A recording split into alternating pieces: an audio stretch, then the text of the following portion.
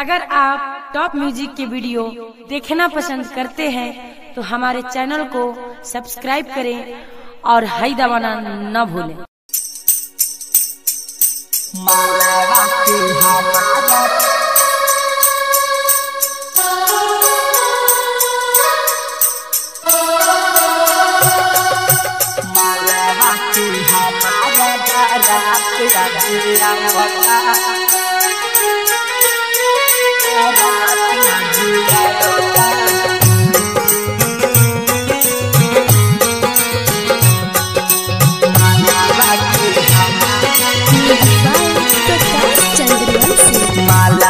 के हमारा बारात आज आवता, मालावा के हमारा बारात आज आवता।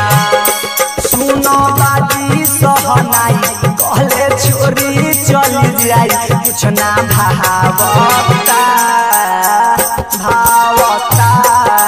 मालावा के हमारा बारात आज आवता, जानवा के हमारा। सुनो बाजी सहनाई कहले छोरी चली जाई, कुछ ना भावता भावता।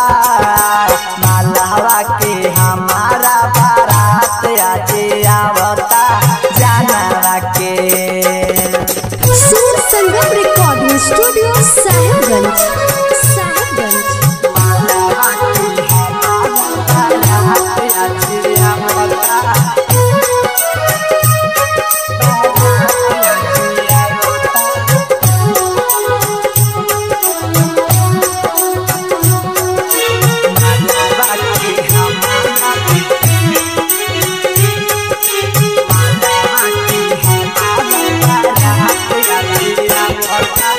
घूमे धाम से जाने के हमारा हो जाई सुन शादी हो।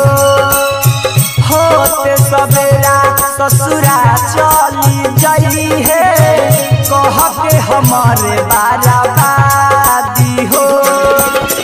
सारा लोगवा जुटल बारे, सारा लोगवा जुटल बारे, जान के मार बनावता। मालावा के हमारा बारात आज आवता, मालावा के हमारा बारात आज आवता। आज बाजी सहनाई कहले छोरी चली जाई, कुछ ना भावता भावता। मालावा के हमारा बारात आज आवता, मालावा के हमारा बारात आज आवता।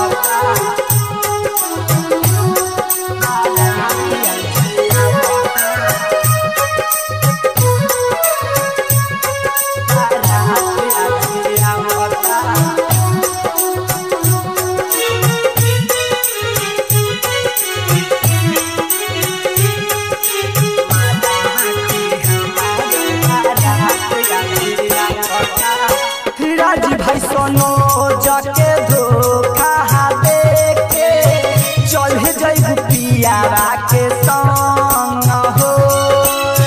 छोटा कानी रहुआ हाय तो कयासी के तन्हा को न लागी मन हो। जहर खा के राजा बाबू मरी, जहर खा के बड़का समारी, यहाँ देव पर सतावता। मालावा के हमारा बारात आज आवता, जानवा के हमारा। Contact number 7352676438।